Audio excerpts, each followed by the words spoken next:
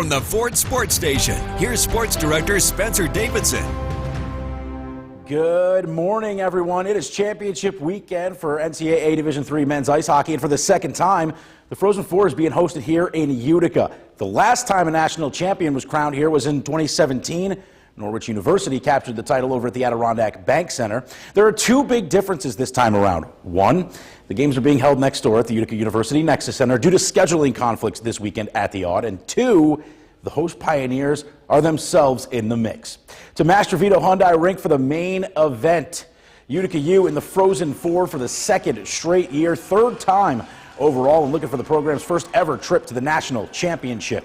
But to do that, they'll have to get through Curry College. The Colonels coming in ranked as the top-ranked team in the NCAA percentage index, and also looking for their first title game appearance.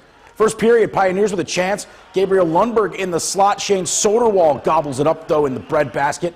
Other end, Colonels looking to generate some offense, thrown on net. Ryan Piros, the save. Ben Beeser at the doorstep, but Piros robs him with the pad and hangs on. Beware of falling cages, by the way.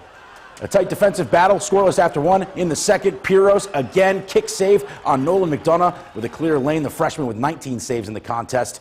Less than 90 seconds to go, middle frame. Something's got to give. Anthony backs from the point, traffic in front, and that gets through. The freshman defenseman causing the Nexus Center to erupt as he breaks the scoreless tie and puts Utica in the lead after two periods.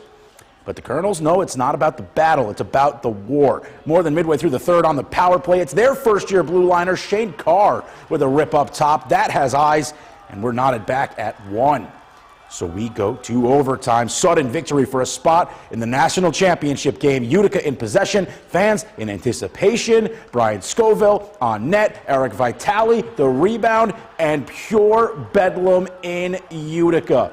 The Pioneers are heading to the national championship game for the first time in program history with a chance to write a storybook ending in front of their home fans. Utica 2, Curry 1. We'll see you on Sunday.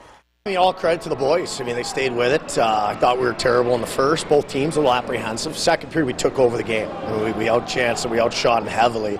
Third period, power play goal, opportunistic by them, and going into overtime. Second period's been our best. That's a second period, really, with the long change. Vito came through. He missed a breakaway, to bury the game, and he came through and hits that puck. Shot on pad on a really good goalie. They're a great team. It was a hell of a hockey game.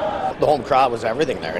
You get tight, they're giving you the lifts. The emotion was in the building, and our fans are great, and they got a little scared for us too, a little nervous, but the boys came through, gave them something to cheer about. Obviously, everybody's family's in town, so they'll take them out for dinner, and we'll enjoy this for about 2 hours, and then we'll flip the script. We'll get right on video and prepare for double national champion Hobart.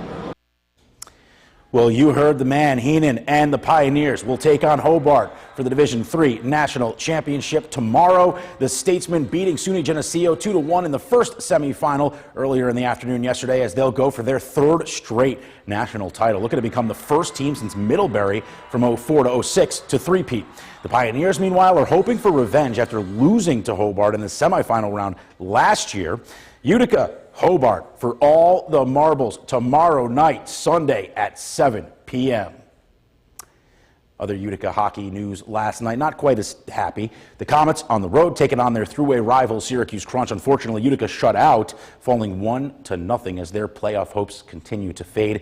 Connor Geekie, the game's lone goal late in the second. The Comets return home to welcome in two-time defending Calder Cup champion Hershey Bears tonight, at 7 p.m.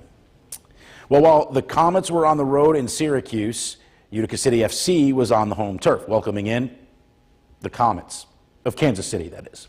Utica City FC next door to the Utica Pioneers. Hockey madness over at the Adirondack Bank Center. UCFC taking on a Comet squad that they fell to in Kansas City at the start of the month. Final weekend of the regular season, Utica came out of the gates hot in this one. First quarter on the break, Ronaldinho Denise, 5-hole. Credit Nilton de Andrade on the assist. UCFC on the board first and up by 1.